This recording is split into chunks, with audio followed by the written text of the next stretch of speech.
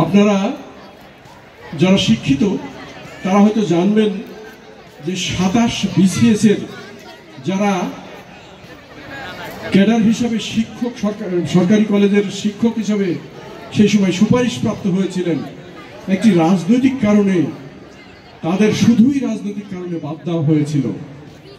এই সময়ে মামলা লড়াই করে যারা বেঁচে আছেন তাদের মধ্যে অনেকেই আত্মহত্যা করেছেন, এই রাজনৈতিক সিদ্ধান্তের কারণে মারা গেছেন, প্রতিবন্ধী হয়ে গেছেন। তবে আমাদের সৌভাগ্য বেঁচে থাকা একজনকে আমরা এই মঞ্চে আনতে পেরেছি, তিনি হচ্ছেন মাহফুজা রহমান।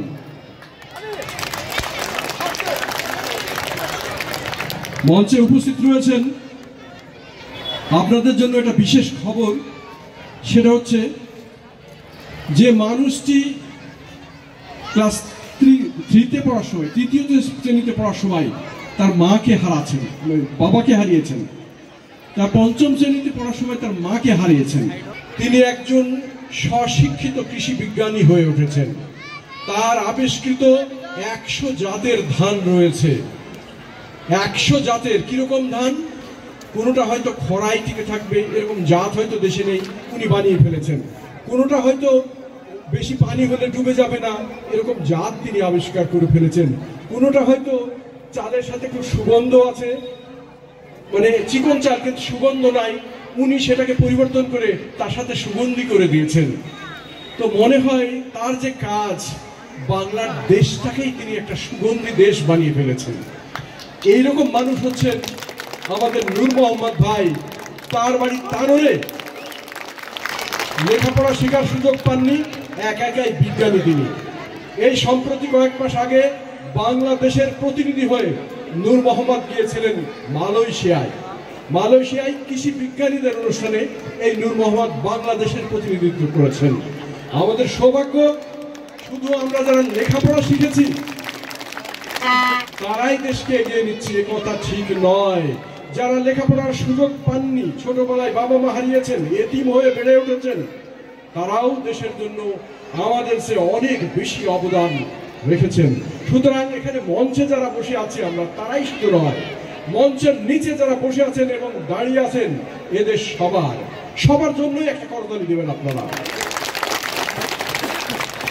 আর একজন মানুষের সঙ্গে আপনাদের পরিচয় করে দিতে চাই, যে লোকটির বাবা ক্লাস 5-এ পড়ার সময় মারা গেলেন। তো 7ম শ্রেণীতে যখন পড়েন, বাবা মারা যখন, তখন তার বড় ভাই বললেন যে আমি তো 5 পর্যন্ত পড়েছি, তো তোকে আমি 2 ক্লাস বেশি পড়ালাম, 6, 7 2 ক্লাস বেশি পড়ালাম, তো এখন পড়াশোনা বাদ, আমার সাথে 2 ক্লাস বেশি তোমাকে পড়াইছি, তুমি এখন ওই 3টা নাঙ্গল আছে, 2টা রাখাল আছে আর একটা নাই, তুমি এখন ওই নাঙ্গলের মুঠি ধরো, এখন লাঙ্গল ধরতে হবে। তো হাফিজ উদ্দিন মাকে জড়িয়ে ধরে খুব কান্নাকাটি করলেন, মাও কাঁদলেন, কিন্তু কেঁদে মা বললেন কি আর বলবো, তোমার বাবা নেই, বাবা থাকলে হয়তো তোমার লেখাপড়া শেখার ইচ্ছা পূরণ হতো, এখন কিছু করার নেই, তুমি লাঙ্গল ধরো। তো হাফিজ উদ্দিন তখনই স্বপ্ন দেখলেন যে আমি লাঙ্গলেই সোনা ফলাবো। যারা লাঙ্গল চাষ করেন, আমার বাবারা, চাচারা যারা এখানে আছেন, তারাও কিন্তু সোনা ফলাতে পারেন। তার উজ্জ্বল প্রকৃষ্ট একটি উদাহরণ হচ্ছে হাফিজ উদ্দিন মৃধা। হাফিজ উদ্দিন মৃধাকে উঠে দাঁড়াবেন। উনি কি করেছেন এটা বলি। হাফিজ উদ্দিন মৃধা 6 ধরনের পেঁয়াজের বীজ আবিষ্কার করেছেন। তার জন্য তিনি স্কুলে যাননি, তার জন্য বিজ্ঞান শিক্ষা করেননি, তার সায়েন্টিফিক কোনো নাই, থিসিস প্রকাশ হয়নি।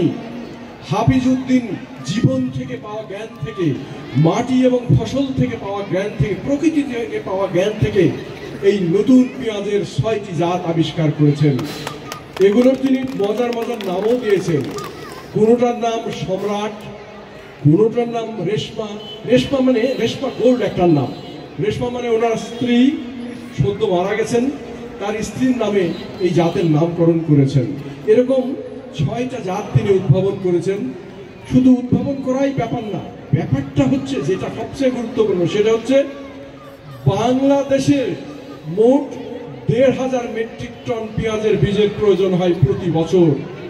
এইবার হাফিজউদ্দিন সরবরাহ করছে 40 মেট্রিক টন একাই। মজার ব্যাপার হচ্ছে 40 মেট্রিক টন উৎপাদন করাই যথেষ্ট কাজ নয়।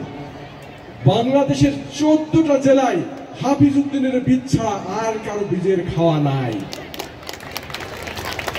একজন স্কুলে যেতে পারেননি যে হাফিজউদ্দিন ভাই 7 পর্যন্ত পড়ায় বলেছিলেন লাঙল ধরো, তিনি লাঙলই ধরেছিলেন, কিন্তু সোনা ফলিয়েছেন। তার বীজ এখনকে বাংলাদেশে বলা হয়, তার বীজকে কালো সোনা বলা হয়।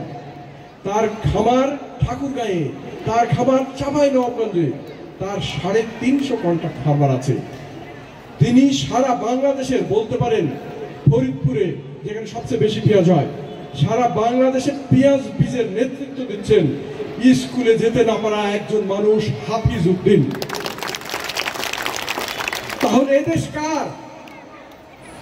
যারা স্কুলেই শুধু যায় তাদের না, এদেশ হচ্ছে খেটে খাওয়া মানুষের, যারা প্রকৃতি থেকে শিক্ষা নেয়, যারা মা বাবার কাছ থেকে শিক্ষা নেয়, যারা জীবন থেকে শিক্ষা নেয়, সেই মানুষ হাফিজ। আপনাদের এদেশ, আপনাদের আপনাদের সবার কল্যাণ হোক। আজকের দিনটা হচ্ছে, আমরা বলি বাংলা নববর্ষের প্রথম দিন। সকল অসুন্দরের বিরুদ্ধে এই নববর্ষ, আমরা সকল অত্যাচার, সকল অন্যায়, সকল অবিচার সবকিছুকে পিছিয়ে ফেলে নতুন দিনকে বরণ করে নেওয়াই হচ্ছে নববর্ষের উৎসব। এই উৎসব আপনার আমার সকলের। আমাদের ফারুক ভাই বলেছে যে কৃষক, তাঁতি, কুমার, শিক্ষক, উকিল, ডাক্তার, সকল মানুষ যে যেখান থেকে আছেন, দেশের জন্য অবদান রেখে যাচ্ছেন, তাদের সবার এই দেশ।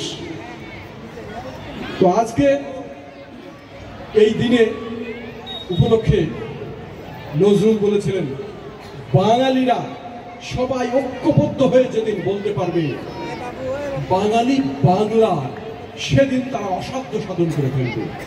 আজকে আমাদের তাই একসঙ্গে বলতে হবে, মিলেমিশে একসঙ্গে উচ্চারণ করতে হবে, এ দেশ আমার, আমি বুকে ধারণ করি এই দেশ।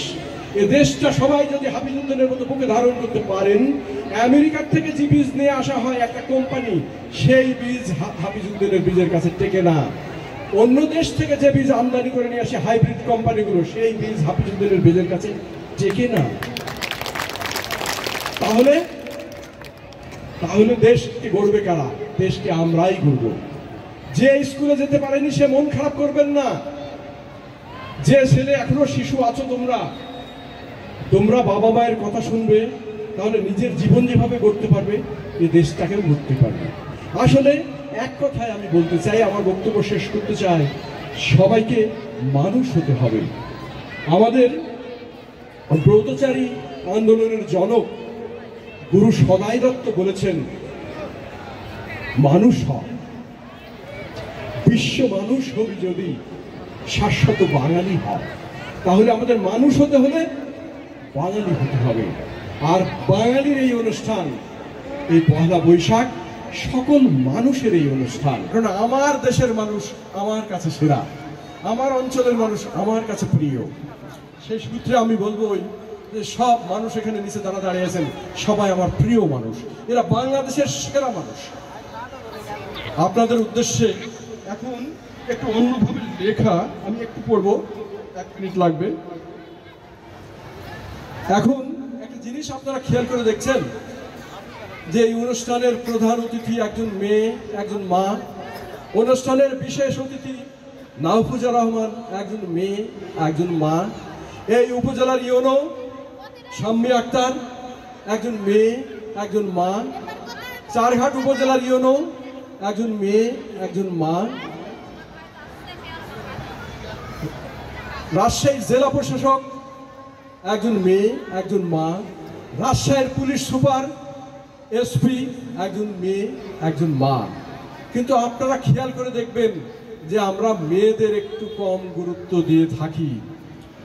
আমি প্রতি বছর, আপনারা খেয়াল করে দেখেন, এই বৈশাখী মেলায় কিছু নতুন মানুষ নিয়ে আসি, এটা দেখানোর জন্য, আমাদের আগামী দিনের যারা নাগরিক, যাদের ভবিষ্যৎ আগামীতে তৈরি হবে, তাদের দেখানোর জন্য যে মানুষ কত বড় হতে পারে। একজন মেয়ে এবং মা, এই শাহনাজ আক্তার জাহান কতটা বড় হয়েছেন। তিনি একজন উপসচিব সরকারের, আমি দুঃখিত, আরো বড়, তিনি এখন সরকারের যুগ্ম সচিব। বিরাট ব্যাপার। এই অত্র অঞ্চলে আপনি যুগ্ম সচিব পাবেন না খুঁজে কাপড় কোনো ছেলেকে, কিন্তু একজন মা তিনি যুগ্ম সচিব। তাহলে আমি যে জিনিসটা বলার জন্য কথাটা বলছি সেটা হচ্ছে ছেলে এবং মেয়েকে সমান গুরুত্ব দিতে হবে। এই পয়লা বৈশাখের স্লোগান হোক, আমার ছেলেটাও যেমন আমার মেয়েটাও তেমন গুরুত্ব পাবে। আমার ছেলেটার পাতে বড় মাছ, আমার মেয়েটার পাতে ছোট মাছ। আমার ছেলেটাকে একটু বেশি দিই, মেয়েটাকে একটু কম দিই। ছেলেটাকে এমএ পাশ করাই, মেয়েটাকে এসএসসি পাশ করার আগেই ভালো ছেলে পেলে বিয়ে দিই। তাহলে ওই মেয়েটার একটা সম্ভাবনা ছিল না, আমরা এই সম্ভাবনাটা নষ্ট করলাম। পিতা হিসাবে এবং মাতা হিসাবে আমরা অবিচার করলাম। এখানে নওটি গাজীপুর প্রাথমিক বিদ্যালয়ের একটি বাচ্চার খাতায় আমি পেয়েছিলাম, ও বিয়ের সময় খাতায় লেগেছে, ও 5 পাস করেনি, বিয়ের সময় খাতায় লেগেছিল যে হতে চেয়েছিলাম পাইলট, কিছুই হলো না, বিয়ে হয়ে গেল। ওই খাতাটা পড়েছিল ঘরে, ওই খাতাটা নিয়ে ওর ছোট ভাই আবার স্কুলে আছে, কয়েকটা পাতা বাকি থাকে না লেখা খাতা, যেহেতু পাতাগুলো নষ্ট না হয় গায়ের মানুষ তাই করে। ওই খাতা নিয়ে এসে তখন স্কুলের শিক্ষকরা বলছে কি ব্যাপার, এই খাতার উপরে এই লেখা কে লিখলো?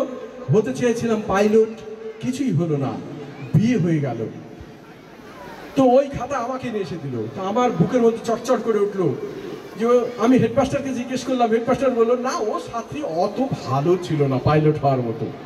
কিন্তু ভালো না হোক, সে তো স্বপ্ন দেখতে জানে। যদি কেউ স্বপ্ন দেখতে না জানে তাহলে লেখাপড়া শিখেও তার দ্বারা কিছু হবে না। যদি কেউ স্বপ্ন দেখতে না জানে তাহলে সে একজন প্রতিবন্ধী। যার চোখে স্বপ্ন নাই সে সত্যিকারের প্রতিবন্ধী। যার চোখে স্বপ্ন আছে সে যদি হাফিজউদ্দিনের মতো রাখাল হয় তবুও সে দেশের সম্পদ। নূর মোহাম্মদের মতো পিতৃহারা মাতৃহারা চাষি হয় তবুও সে দেশের সম্পদ, সে বিজ্ঞানী এখন। তো আমি বলবো আজকের এই বৈশাখে আমাদের শপথ হোক, ছেলে হোক মেয়ে হোক, সবার প্রতি দৃষ্টি যেন আমাদের সমান হয়। আমি আমার গায়ের একটা মেয়ের কথা জানি যে মৃত্যুশয্যায় একটা জিনিস খেতে চেয়েছিল। তো খেতে চেয়েছে কিন্তু বলে না, বলছে কি খাবি বল না। আমার মা যে জিজ্ঞেস করলো কি খাবি বল না, তো বলছে যে বই লিখে লাভ, কেউ কেউ আইনি দিবেনি নাকি। তো বলছে বল না, কিন্তু সে বলেনি। সে জানে যে সে যে পরিবারের মানুষ, সেই পরিবারে তাকে এই জিনিসটা এনে দেওয়ার মতো কেউ নাই। তার মনের দাবিটা কেউ মানবে না। সে আমার মায়ের কাছে বলেছিল, আমার মায়ের মুখে শোনা, আমার মায়ের কাছে বলেছিল যে আইনে দিলে খুরা ভরি খাবো, কিন্তু খুরা ভরে খাবি সেই জিনিসটার নাম আর বলেনি কি জন্য? মনে করছে যে এনে দিবে না বলে কি লাভ। আপনারা কি বুঝতে পারছেন জিনিসটা কি সাংঘাতিক? একজন ফাঁসির আসামি শেষ বাসনার কথা বলে যায়। ফাঁসির কাস্টে টাঙানোর সময় বলা হয় তোমার শেষ ইচ্ছা কি বলো, তখন বলে যে আমি ফজলি আম খাবো, অথবা ওই নারায়ণপুরের ওই গোরপালের রসগোল্লা খাবো, এরকম বলতে পারে। তো সেই জিনিসটা জেল কর্তৃপক্ষ এনে দেওয়ার চেষ্টা করে।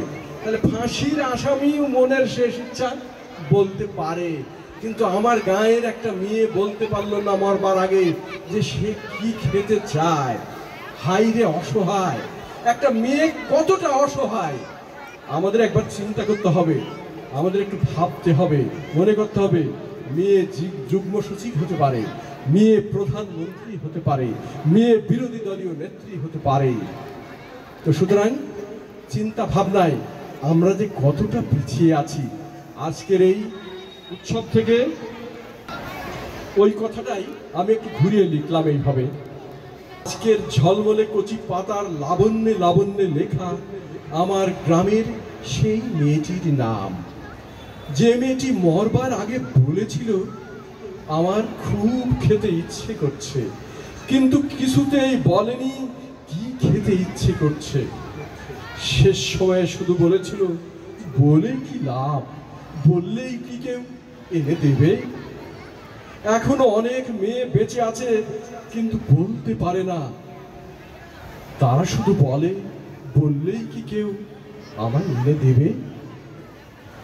এই বসকের শুভ্র সকালের বাতাসের কানে কানে আমি সেই সব মেয়েদের নাম বলে দিতে চাই, কারণ আমার গ্রামের মানুষ এখনো বলতে পারে না মেয়েটি মরবার আগে কি খেতে চেয়েছে।